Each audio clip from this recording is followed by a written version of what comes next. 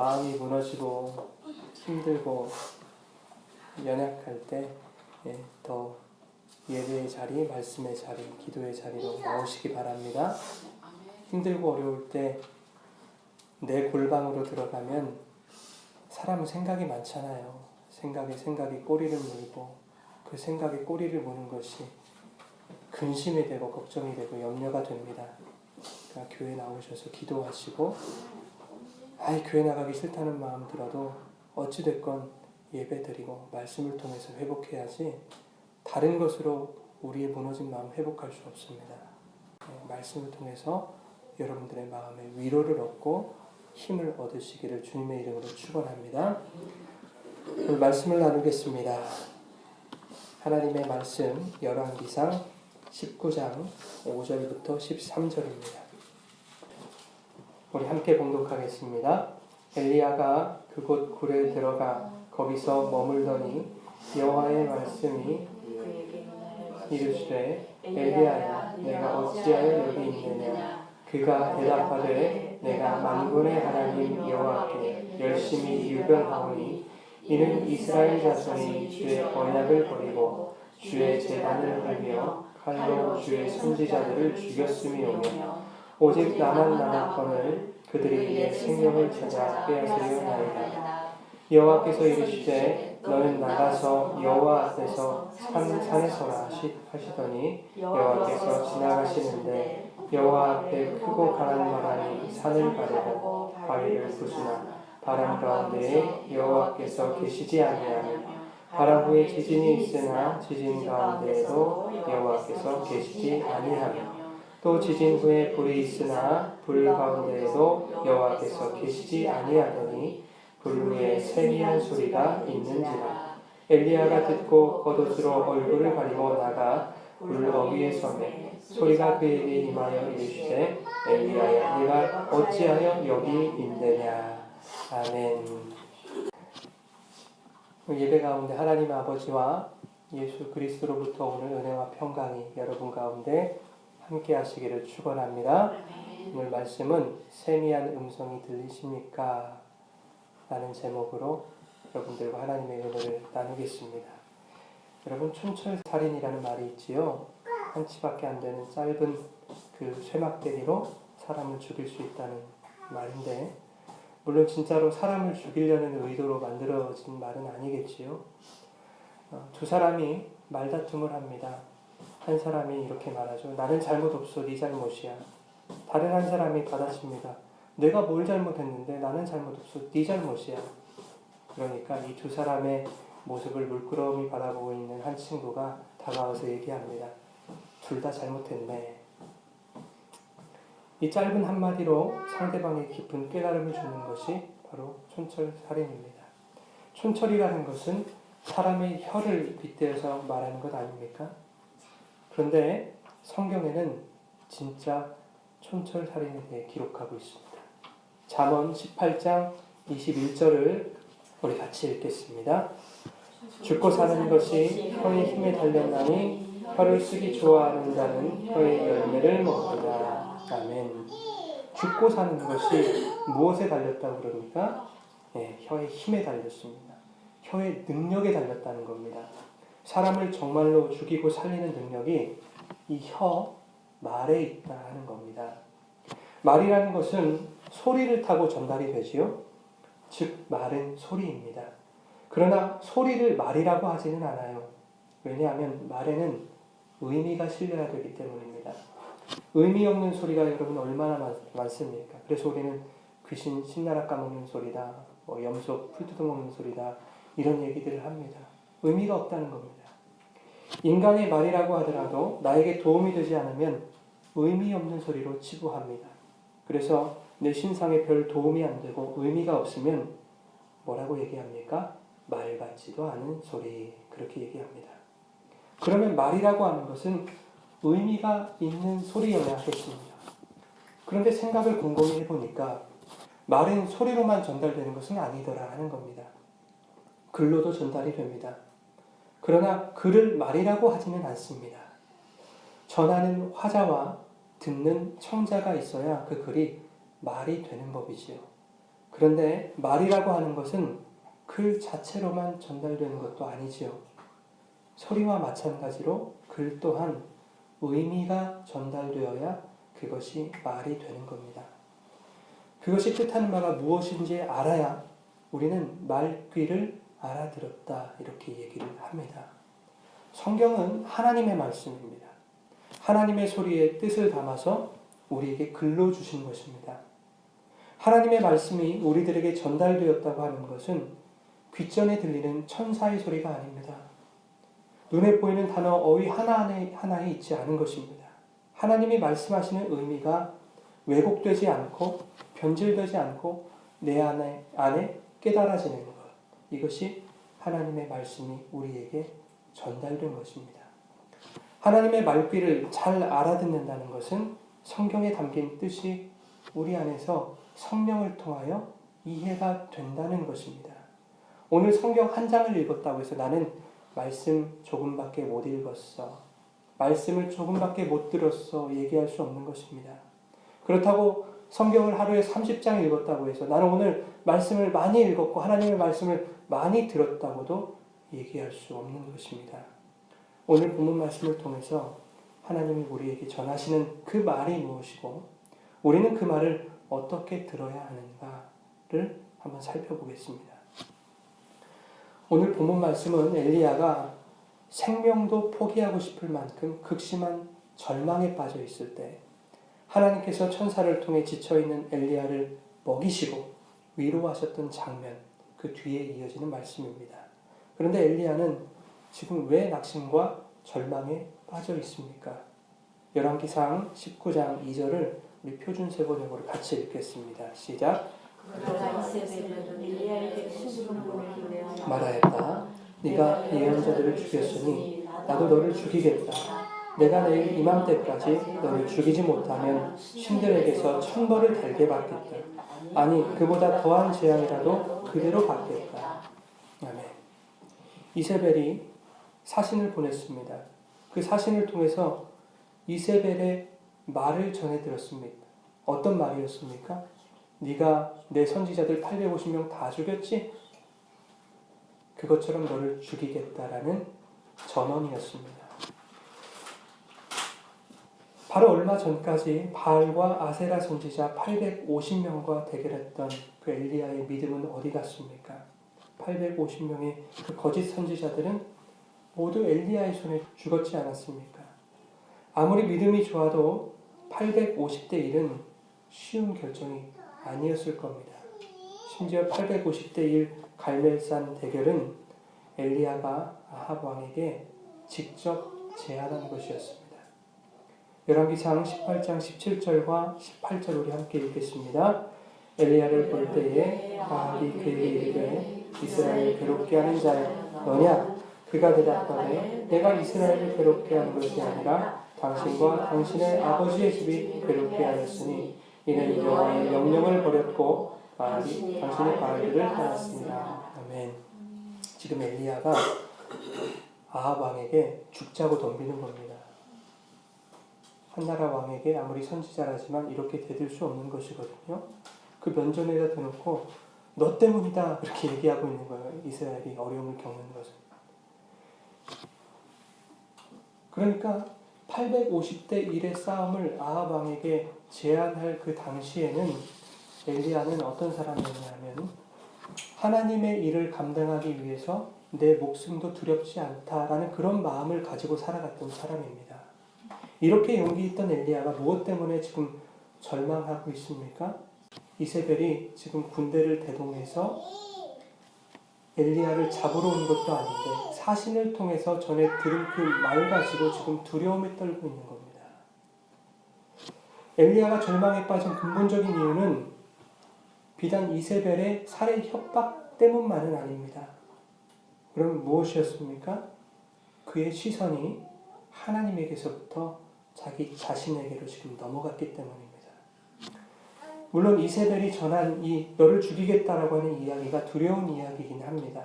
그러나 지금까지 엘리야가 보여주었던 그의 하나님을 향한 믿음과 그 믿음으로부터는 담대함은 지금 온데간데 없이 사라져버렸다고 하는 것입니다.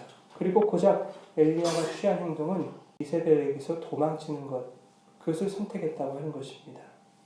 엘리야 정도 되면 어려운 일 만났을 때 하나님 앞에 부르짖고 기도하기라도 해야 되는 것 아니겠습니까? 근데 그 대선지자가 도망이라는 것을 선택했다는 것이 참 우리에게 큰 인상을 주고 있습니다. 19장 9절을 이렇게 얘기합니다. 엘리야가 이 형편을 보고 일어나서 자기의 생명을 위해 도망하였다, 이렇게 얘기합니다. 이 형편은 뭡니까? 엘리야가 지금 너를 죽이겠다는 그런 형편입니다. 그 형편을 보고 자기의 생명을 위해 도망했다. 19장 3절이 그렇게 얘기합니다. 엘리야는 하나님을 보지 못한 거예요. 자신의 형편을 봤습니다. 까마귀를 통해서 먹이신 하나님, 곡식통에 가루가 떨어지지 않게 하신 하나님, 기름을 마르지 않게 하신 하나님, 사르밧 여인의 그 아들을 살리신 하나님, 그리고 850대 1의 거짓 선지자들과 대결해서 제단에 불을 내려주심으로 승리를 허락하신 그 하나님을 바라보지 못하고 있습니다. 여러분, 우리가 믿음의 눈으로 하나님을 바라보지 못하면 우리의 육신의 눈에 보이는 것은 우리의 형편뿐입니다. 이 형편 속에서 나는 어떻게 나의 생명을 유지할 수 있을 것인가? 인간적인 방법과 경험과 지식을 총동원해서 이 형편과 상황에서 과연 내가 할 수 있는 일은 무엇인가? 이것에만 초점을 두게 된다고 하는 것입니다. 그러나 그것은 우리에게 온전한 해결을 가져다 주지 못합니다. 오히려 그것은 우리에게 절망을 가져다 줄 뿐입니다. 여러분, 이런 분들이 계세요. 그러면 이런 위기의 상황에서 아무것도 하지 말라는 소리냐? 이러신 분들이 참 많아요. 내가 내 힘과 내 경험과 내 지식으로 다 할 수 있으면 여러분, 왜 예수가 필요합니까? 왜 예수를 믿습니까? 그리고 왜 우리는 그분을 주님으로 모신다고 하는 것입니까? 우리가 다 할 수 있으면 예수는 필요가 없는 것이지요. 또 이렇게 생각하는 분들도 계시죠. 사사건건 주님께 맡기면 너무 게으르고 나태한 거 아니냐고, 책임 회피하는 거 아니냐고, 내가 할 수 있는 데까지는 최선을 다하고 그래도 안 될 때 주님께 부탁하는 것이 옳은 거 아니냐고 이렇게 얘기하시는 분들 계세요. 근데 여러분, 그것은 옳지 않습니다. 그 이유는 두 가지가 있어요. 첫째는 어떠한 일이든지 그것이 내가 할 수 있는 일이든 그렇지 않든 하나님은 그 일들을 가지고 주님께 나아오기 원하십니다. 모든 것을 상의하기 원하세요. 어떠한 일이든 내 판단보다 주님의 판단이 우선순위인 것입니다. 여러분이 할 수 있는 일이든 그렇지 않든 그것을 판단하시고 주관하시는 분은 하나님이시라는 거예요. 주님은 모든 일을 여러분과 함께 하시기 원하시는 거예요. 여러분들이 할 수 있다고 생각하시더라도 하나님은 그 일도 함께 하시기를 원하시는 겁니다. 그래서 내가 최선을 다해도 안 되면 주님께 가져간다는 말은 성립이 되지 않습니다. 둘째는 우리들이 스스로 해결할 수 있는 일은 하나도 없기 때문입니다. 내 힘과 능력만 가지고 결코 성공할 수 있는 일은 없습니다. 하나님을 의지하지 않고 그분의 도우심을 입지 않고는 결코 우리에게 가능한 일은 없습니다. 인간이 고작 할 수 있는 것은 자기의 생명을 위해 도망하고 회피하는 일밖에 없다고 하는 것입니다. 갈릴리 바다 위를 걸어오신 예수님에게 베드로가 주여, 주님이시거든 나를 명하사 걸어오라 하십시오. 그래 베드로야, 걸어와라. 그러니 예수님을 바라보고 베드로가 걸어갑니다. 한참 걸어가다가 어떻게 됩니까? 바람을 보고 무서워 빠져가는지라. 예수를 보지 못하고 상황과 형편을 보면 절망의 바다에 빠질 수밖에 없는 것입니다. 상황과 형편을 보게 되면 내 생명이 하나님의 것이 아니라 이제는 내 생명이 내 것으로 보이게 된다 하는 것입니다. 그래서 그 생명 내 힘으로 건져보겠다고 발버둥 치다가 결국에는 절망의 바다에 빠져서 허우적거릴 수밖에 없는 것이 우리 인간들이다 하는 것입니다. 여러분, 엘리야는 정작 그의 상황이 녹록지 않았을 때 아합 왕과 맞대면을 했을 때도 두려워하지 않았습니다. 하나님을 바라보니까 세상에 그 어떤 말이 들리더라도 그냥 들리지 않았던 겁니다. 무시할 수 있었던 겁니다. 그러나 이제 850대 1의 싸움에서 승리한 위대한 인물인 엘리야 자신을 바라보게 되자 이세벨이 사신을 통해 전하는 그 말에도 마음이 요동치게 되더라 하는 것입니다. 850명과의 대결에서 함께 하심으로 승리를 주신 그 하나님 바라보지 못하고 850명을 제거한 내가 보이면 이제 그러한 나를 지키기 위해 주변의 상황이 보이고 주변의 소리가 들리게 되는 것입니다. 여러분, 그리스도인들이 실패하는 대부분의 경우는 그들의 일이 잘 되어가고 있다고 느낄 때, 그들이 평안하다고 느낄 때 실패하는 경우가 참 많습니다. 데살로니가전서 5장 3절에 이렇게 얘기합니다. 그들이 평안하다, 안전하다 할 그때에 임신한 여자에게 해산의 고통이 이름과 같이 멸망이 갑자기 그들에게 이르니 결코 피하지 못하리라. 아멘. 여러분, 평안하다, 안전하다 할 때 멸망이 갑자기 임하게 됩니다. 그리고 결코 피할 수 없다고 성경은 얘기하고 있습니다. 사람들은 내가 평안하고 안전하다고 생각될 때 잘 되어가고 있는 나의 상황들을 그것들을 놓치는 것이 두려움으로 다가와요. 그래서 그것을 유지하기 위해서 온갖 가지 인간적인 방법들과 술수들을 내 안에서 주문하게 돼요. 내 안의 소리를 듣게 되더라 하는 것입니다. 그리고 그것들을 더욱 부추기는 세상의 소리를 듣게 되는 것입니다. 내 형편이 잘 풀려간다고 생각할 때 정작 그리스도인들은 하나님의 소리를 놓칠 때가 참 많다고 하는 것입니다. 그리고는 자신의 일이 어그러지거나 계획대로 풀리지 않으면 하나님 원망하는 거죠. 하여튼 하나님은 사람 잘 되는 꼴을 못 본다고 이런 얘기들을 하고 있어요. 오늘 본문 말씀을 보면 지금 엘리야가 그러고 있습니다. 여러분. 본문 말씀 열왕기상 19장 10절을 우리 표준세 번역으로 읽겠습니다. 엘리야가 대답하였다. 나는 이제까지 주 만군의 하나님 열정적으로 섬겼습니다. 그러나 이스라엘 자손은 주님과 맺은 언약을 버리고 주의 제단을 헐었으며 주의 예언자들을 칼로 쳐 죽였습니다. 이제 나만 홀로 남았는데 그들은 내 목숨마저도 없애려고 찾고 있습니다.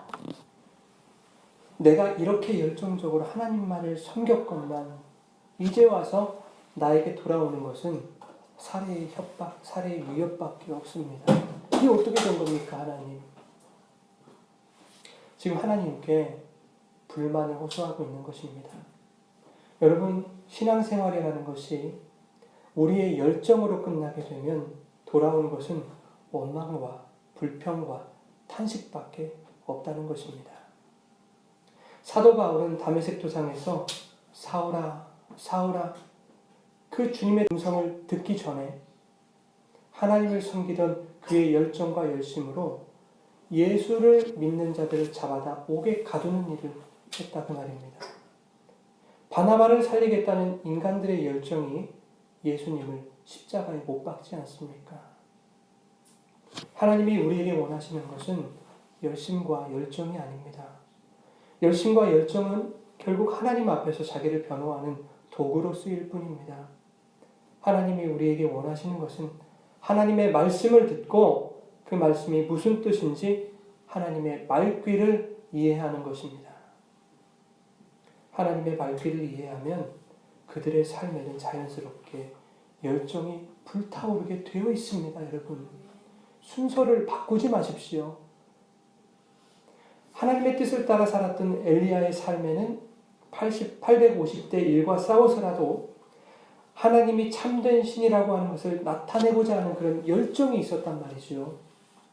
그러나 엘리야가 자신의 형편을 보고 자신의 생명을 위하는 사람이 되자 하나님이 주신 능력으로 행했던 모든 자신의 열정이 고작 하나님 앞에서 하나님, 나 이렇게 열심히 했잖아요. 그런데 이게 뭡니까? 이렇게 되는 겁니다. 그럼에도 불구하고 우리 하나님은 참 좋으신 하나님이실 줄 믿으시기 바랍니다. 이세벨을 피해 도망하다가 로뎀나무 아래서 죽여달라고 엘리야가 그렇게 예언할 때 하나님이 엘리야의 소원대로 그의 생명을 거두어 가셨으면 하나님은 그에게 원망 듣지 않아도 되는 건 아니었겠습니까? 그런데 지쳐 쓰러져 로뎀나무 밑에서 잠을 자고 있는 그 엘리야를 천사를 통해서 어루만져 주시고 물과 떡을 먹여주시고 또다시 어루만져 주시고 양분이 부족할까봐 또 먹여주시고 그렇게 40주야를 가서 호렙산에 이르게 하신 것입니다. 하나님께서 먹이지 않았으면 벌써 죽었을 텐데 기껏 먹여놓으니까요. 기운 차려서 호렙산 가서 하나님께 비난 섞인 탄식을 하고 있더라 하는 겁니다. 엘리야가요. 우리는요. 우리도 똑같습니다. 여러분.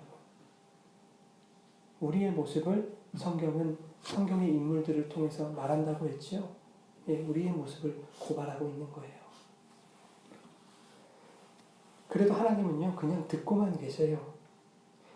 혼내키시거나 요런 맛 좀 말하고 벌 두시지도 않습니다. 다 들으시고 하나님에 대해서 이제 가르쳐 주시는 거예요. 욥이 불평합니다. 왜 나에게 이런 고난과 고통이 있어야 되는가? 나는 하나님의 말씀대로 산 것 같은데 이런 의문이 욥의 마음속에 있었습니다. 욥이 듣고 싶은 하나님으로부터 듣고 싶은 그 대답은 욥아 네가 여차저차해서 이래저래 했기 때문에 내가 이런 고통을 주는 거야. 그런 답을 듣고 싶었어요. 하나님 그런 답을 안 하세요. 뭐라고 하십니까? 하나님 자신에 대해서 소개하시는 거예요. 내가 땅에 기초를 둘 때 너는 어디 있었니? 내가 바다를 만들 때 너는 그 바다의 깊은 곳으로 들어가 보았느냐? 네가 도량을 아느냐? 네가 측량할 수 있느냐? 할 수 있다면 어디 한번 해보거라. 전능하신 하나님을 알게 하시는 거예요. 그러자 욥의 고백은 어떻게 나옵니까? 하나님, 내가 하나님을 귀로만 들었었는데 이제 내가 하나님을 내 눈으로 보게 되었나이다. 이렇게 고백하는 거예요. 하나님은 우리에게 절대 질책하거나 질타하지 않으십니다. 하나님을 가르쳐 주시는 것뿐이에요. 전능하신 하나님을 보여주시는 것입니다. 그래서 하나님을 고백하게 하시는 거예요. 그것이 오늘 말씀에도 나와 있습니다.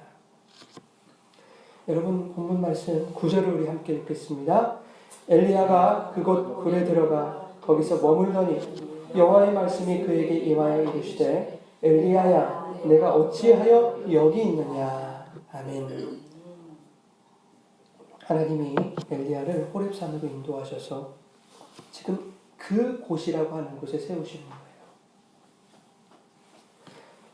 이것은 과거 모세에게 영광을 나타내신 장소와 동일합니다. 여기서 말씀하는 그곳은 모세를 세우셨던 장소예요. 출애굽기 33장에 보면 모세가 하나님이 나와 동행하시는 그 증거를 보여주십시오. 주의 영광을 내게 보여주셔서 이렇게 요청하는 장면이 나옵니다. 그때 하나님께서 보라 내 곁에 한 장소가 있으니 너는 그 반석 위에 서라. 그 반석 위에 서라. 내 영광이 지나갈 때 내가 너를 반석 틈에 두고 내가 지나가겠다 하신 바로 그 장소가 바로 여기서 말하는 그곳입니다. 여러분 모세에게 그 반석 위에 서라 말씀하셨지요? 여러분 지난주 수요일 설교가 기억나십니까? 반석이 누구죠? 예수님입니다. 네, 반석 위에 서라 달리다봄. 성경은 이렇게 똑같은 얘기를 해요. 구약이나 신약이나. 어린 양 예수 그리스도 곁에 바짝 세워서 너를 그리스도의 신부로 삼겠다라는 내용이 성경 전체의 내용입니다. 그래야 구원받으니까. 신랑과 결혼해야 구원받는 거 아니겠습니까? 그 얘기인 거예요. 하나님께서 과거 모세에게 자신의 영광을 나타내심으로 내가 너와 함께한다는 증거를 보여주셨던 것처럼 지금 엘리야에게도 내가 너와 동행하고 있다는 것을 보여주심으로써 그에게 힘 주시고 용기 주시고 또 그의 영혼을 살리시고 계시는 것입니다. 그런데 엘리야에게 찾아가셔서 그를 회복시키시고 또 그의 영혼을 소생케 하시는 것은 뭐였습니까, 여러분? 뭐였죠? 9절 말씀 다시 한번 보시죠. 여호와의 말씀이 그에게 임하여 이르시되 엘리야야 네가 어찌하여 여기 있느냐. 하나님의 말씀이 엘리야에게 임하셨다는 것입니다. 특별한 능력이나 권능이나 기적이나 이런 어떠한 신비적인 현상이 임한 것이 아니라 하나님의 말씀이 그에게 임하셔서 그를 살리심을 여러분 믿으시기 바랍니다. 그리고 하나님이 이렇게 말씀하십니다. 네가 어찌하여 여기 있느냐. 이 물음에 엘리야는 조금 전에 읽었던 대로 비난 섞인 탄식을 토로하죠. 내 꼴이 이 모양입니다. 이제 하나님이 네가 어찌하여 여기 있느냐 물으신 의도는 뭐였을까요, 여러분? 그것은 로뎀나무 아래서 절망과 낙심에 빠져서 인생을 포기하고 죽음을 기다릴 수밖에 없는 너를 내가 위로하고 내가 먹이고 내가 붙들어주고 내가 힘주어서 이곳 호레베까지 이르게 했다는 것입니다. 그리고 내가 너를 어찌하여 여기까지 인도한 줄 아느냐? 이것을 물으시는 거예요. 여러분, 로뎀나무 아래서 잠들어 있던 엘리야에게 천사가 물과 떡을 먹이지요. 그런데 여러분, 사람이 하루를 잘 먹었다고 해서 그것으로 40일 버틸 수 있습니까? 못 버텨요. 엘리야는 그 음식물의 힘을 의지해서 40주야를 갔다. 이렇게 성경이 설명합니다. 그렇게 40주야를 걸어서 호렙에 도착한 거예요. 이게 말이 됩니까? 어떻게 하루 잘 먹은 것으로 광야의 그 저녁의 추위와 한낮의 더위를 견뎌가면서 사람이 40일을 걸을 수 있겠습니까? 19장 4절에 보면 엘리야가 이세벨을 피해서 도망할 때에 이렇게 나오면 엘리야는 광야로 들어가 하룻길쯤 가서 로뎀나무 아래서 하나님께 죽여달라고 했어요. 광야로 들어가서 하룻길쯤 가서 지쳐가지고 낙심돼가지고 죽여달라고 했다니까요. 그런 엘리야가 40일을 어떻게 버텨요? 무슨 말입니까? 그럼 여러분 40일 동안 하나님이 그와 함께 하셨다는 겁니다. 하나님이 이미 그와 동행하고 계셨다는 것을 의미해요. 엘리야는 왜 그것을 깨닫지 못했을까요? 엘리야가 그것을 알았다면 네가 어찌하여 여기 있느냐 물어보셨을 때 절망과 탄식으로 죽을 수밖에 없었던 저를 하나님이 살리시고 하나님이 위로하시고 하나님이 먹이시고 붙드시고 힘주시고 인도하셔서 내가 이곳까지 오게 되었나이다. 주님 감사합니다.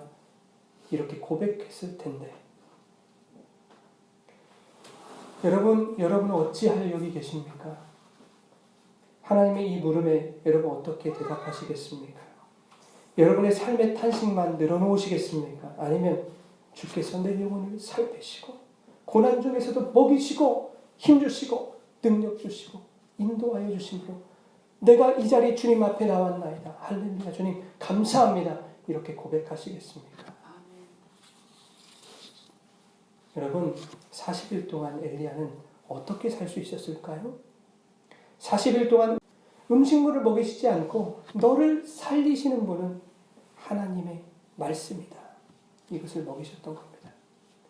모세가 시내산에서 말씀을 받을 때요. 하나님이 모세와 40주 40야를 함께 아무것도 먹지 않으시고 마시지 않으셨다고 얘기 나와요. 40주야를 하나님이 함께 모세와 어떻게 모세는 살았을까요? 예, 모세는 뭐하러 갔습니까? 하나님 말씀 받으러 갔거든요. 하나님이 말씀으로 모세야 이거는 이렇고 저거는 저렇고 설명해 주셨던 거예요. 말씀으로 먹고 살았던 거예요. 40일 동안. 하나님이 말씀으로 먹이신다는 것을 모세를 통해서 보여주시는 내용입니다.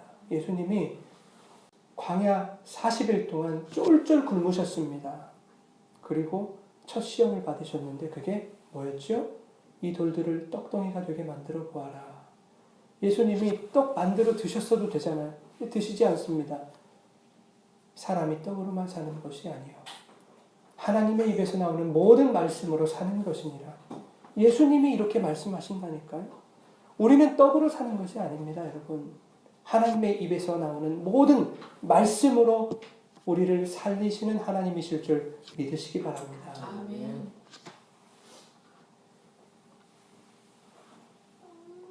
본문 11절과 12절을 우리 한번 같이 읽겠습니다. 여호와께서 이르시되 너는 나가서 여호와 앞에서 산에 서라 하시더니 여호와께서 지나가시는데 여호와 앞에 크고 강한 바람이 산을 가르고 바위를 부수나 바람 가운데 여호와께서 계시지 아니하며 바람 후에 지진이 있으나 지진 가운데에도 여호와께서 계시지 아니하며 또 지진 후에 불이 있으나 불 가운데에도 여호와께서 계시지 아니하더니 불 후에 세미한 소리가 있는지라. 아멘. 엘리야와 동행했던 40일 동안 하나님은 엘리야에게 말씀을 먹이셨습니다. 그리고 지금 과거 모세에게 보이셨던 그 곳에 세우셔서 말씀으로 하나님 임하신 것입니다.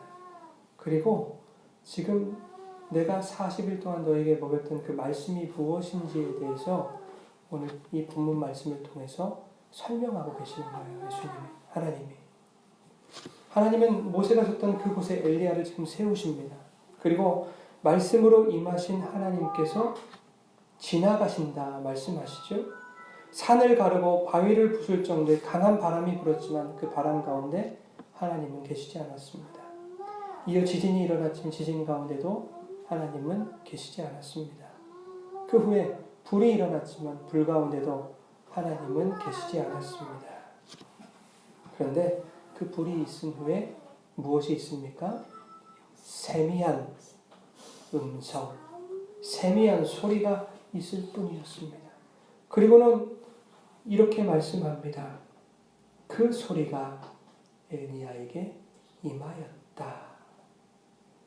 하나님이 그곳에 세우시고 말씀으로 임하셨지요? 그런데 지금은 그 소리가 엘리야에게 임했다. 이렇게 말씀합니다. 강한 바람이나 지축을 뒤흔드는 지진이나 모든 것을 집어삼킬 듯한 불로 임하시지 않습니다. 하나님은 세미한 소리로 임하셨습니다. 그러면 세미한 소리는 뭘까요, 여러분? 작은 소리일까요? 사도행전 2장에 마가의 다락방 그 성령이 강림했던 그 사건을 보면 성령이 어떻게 임합니까? 급하고 강한 바람 같은 소리로 성령이 임합니다. 바람으로 임합니까? 바람 같은 소리입니다. 그런데 이것을 보면은 오늘 본문의 이 세미한 소리는 잘 들리지 않는 크기가 작은 그런 소리는 아닌 것 같습니다. 이 미세한 소리라고 하는 것은 히브리어 원어로 콜 데마마 다카라고 하는 말입니다. 콜 데마마 다카. 콜은 소리, 음성이라는 뜻이에요. 데마마는 무슨 뜻일까요? 침묵, 고요. 그럼 여러분 콜, 데마마, 음성과 소리 그리고 침묵과 고요는 서로 상반되는 거 아닙니까? 세미한 소리라는 것이 사실상 불가능한 겁니다. 침묵이면 침묵이고 소리면 소리지. 침묵의 소리, 소리가 침묵하고 있다? 말이 안 되는 것이지요.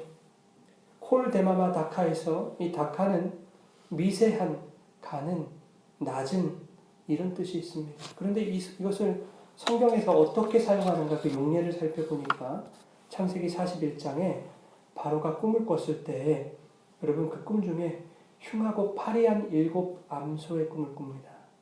그리고 동풍의 마른 7 이삭의 꿈을 꾸죠. 예, 여기서 파리하다, 마르다라고 하는 것이 콜 데마마 다카에서 이 다카라는 뜻입니다. 즉 여러분 이것은 볼품이 없다는 뜻이에요. 이 다카는 볼품이 없다는 뜻입니다. 다시 말하면 콜 데마마 다카 이 세미한 음성은 어떤 멋들어진 모양으로 오는 것도 아니고 귀에 들리는 웅장한 소리로 임하는 것도 아니라는 것입니다. 그러면 콜 데마마 다카 이것은 어떻게 우리에게 임하는 것인가? 도대체 이 세미한 소리는 어떤 소리인가? 우리는 어떻게 그것을 들을 수 있는가 하는 것입니다. 이 세미한 음성 콜 데마마 다카의 원어적 의미는 신이 돌을 쪼는 소리입니다. 하나님이 쓸데없이 돌을 왜 쪼아요, 여러분? 생각해 보십시오. 하나님이 돌을 쪼는 장면을 생각해 보세요. 왜 쪼셨습니까? 이스라엘 백성들에게 말씀을 주시지 않습니까? 십계명의 돌판을 가져와라. 내가 거기에 친히 말씀을 주겠다 하시면서 하나님께서 친히 말씀을 쪼아서 기록해 주시더라. 그 소리입니다. 그게 콜데마마다카, 세미한 소리. 하나님이 이스라엘 백성들에게 말씀을 주시는 소리. 그리고 이제 돌같이 딱딱하게 굳어있는 우리들 심령 속에 하나님이 성령으로 말씀을 새겨주시는 소리. 그것이 콜데마마다카, 세미한 소리입니다. 그 소리는 말씀인 거예요, 여러분. 광야에서 엘리야에게 40주야를 먹이신 그 말씀, 시내산에서 모세에게 40주야를 먹이신 그 말씀, 그것이 바로 세미한 음성입니다. 여러분은 그 세미한 음성 듣고 계십니까? 그 말씀을 먹고 계십니까, 여러분? 왜 우리는 강한 바람 소리를 듣기 원하고 지진처럼 강력한 역사를 원하고 불같이 뜨거운 경험만을 사모하고 있는 것입니까? 하나님은 강한 바람 가운데도 없었고 지진 가운데도 없었고 불 가운데도 계시지 않았습니다. 엘리야가 바알과 아세라 선지자들을 조롱하며 이렇게 말했습니다. 큰 소리로 너희 신을 불러라. 너희 신이 잠을 자고 있을지 모르니까 깨워야 될 것 아니냐. 그러자 바알과 아세라 선지자들이 큰 소리로 신의 이름을 부릅니다. 피가 흐르기까지 창과 칼로 자신들의 몸을 자해합니다. 그렇게 하면 그 노력이 가상해서라도 신이 매우 극적인 상황을 연출해 주실 것이다. 그렇게 기대하고 그들은 계속 소리를 지르며 미친 듯이 자해를 합니다. 그러나 성경은 말합니다. 미친 듯이 떠들었으나 아무 소리도 없었고 응답하는 자나 돌아보는 자가 아무도 없더라. 성경은 이렇게 기록합니다. 여러분, 왜 우리는 이 교회에서 바알과 아세라 선지자들의 모습을 따라하고 있는 것입니까? 기도 제목 정해놓고 주실 때까지 금식하면서 먹지도 않고 하나님 안 주시면 나 안 먹어 이러면서 왜 그렇게 자해를 행하면서 하나님 앞에 미친 듯이 소리를 지르는 것입니까? 왜 우리는 신앙생활을 함에 있어서도 내가 듣고 싶은 소리만 듣기를 원합니까? 이렇게 하면 복 주신다더라. 저렇게 하면 문제가 해결된다더라. 죄다 나의 세상적 이익에 필요한 소리만 들으려고 하고 있습니다. 쓴소리는 들으려고 하지도 않아요. 교회가 희망과 소망을 줘야지 맨날 핀잔만 주고 기나 팍팍 죽이면서 그게 교회냐고 이런 소리나 해요. 희망적인 긍정적인 말을 해야지 부정적인 말을 하지 말라고 해요. 여러분, 복음이 뭔지 아십니까? 좋은 소리입니까? 뉴스입니까? 복된 소식입니까, 여러분? 맞습니다. 그런데 왜 복된 소식이고 좋은 소리인지 여러분 아십니까? 우리에게 돈 주고 명예 주고 내가 원하는 것들 줘서가 아니라 죽을 수밖에 없는 나에게 영원히 살 수 있는 새 생명을 주니 그래서 우리에게 복음인 줄 믿으시기 바랍니다. 제자 광성교회 박한수 목사님이라는 분 계십니다. 이분이 이렇게 말씀하시더라고요. 복음은 정확한 소리다. 예, 맞습니다, 여러분. 복음은 정확한 소리입니다. 복음은 우리에게 생명을 주시는 소리입니다. 복음은 우리에게 영생을 보장하는 소리입니다. 다른 것 보장하지 않아요. 복음은 이렇게 정확한 소리입니다. 복음은 내 귀에 듣기 좋은 달콤한 소리 아닙니다. 복음은 내 눈앞에 보기 좋은 현상들을 대령해주는 그런 소리 아닙니다. 오히려 복음은 내 심장을 후벼파는 고통을 안겨다 줄 때가 있고 오히려 복음은 내 눈앞에 세상적인 절망의 요소들을 대령해 줄 때도 있습니다. 그러나 복음은 어떠한 고통에도 어떠한 절망에도 주저앉지 않게 하는 능력이 있습니다. 그것은 바로 십자가의 능력입니다. 고린도전서 1장 18절입니다. 같이 읽겠습니다. 십자가의 도가 멸망하는 자들에게는 미련한 것이 구원을 받는 우리에게는 하나님의 능력이라. 아멘. 여러분, 십자가의 도가 뭐죠? 말씀입니다. 복음입니다. 복음은 하나님의 구원의 능력인 줄 믿으시기 바랍니다. 잠언 18장 21절 말씀처럼 정말 사람이 죽고 사는 것이 혀의 능력에 달렸습니다, 여러분. 우리의 입에 어떤 말이 있는지에 따라서 내가 죽고 내가 산다라는 말이에요. 여러분, 말의 이 소리는 입에서 나오지만 말의 의미는 어디에 있습니까? 마음에 있어요. 우리의 마음에 담아두고 있단 말이죠. 네. 즉 말은 우리의 심령에서 나온다 하는 겁니다. 그러면 여러분들 마음 가운데 주님의 말씀을 두시기 바랍니다. 주님의 세미한 소리를 두시기 바랍니다. 하나님은 엘리야가 주저하지 않도록 그를 붙들어 세우셨습니다. 자신의 생명조차 포기하고 싶은 그 극한의 절망 속에 빠져있는 그런 순간에도 하나님은 당신의 백성을 포기하지 않으시고 천사를 통해서 위로하시며 절망을 딛고 일어설 수 있는 능력을 공급하셨습니다. 그리고 절망 속에서 우리가 기대해야 하는 것은 어떠한 대단한 증거나 극적인 환경의 변화가 아니라 하나님의 세미한 음성을 기대해야 된다고 우리에게 오늘 가르치고 계시는 것입니다.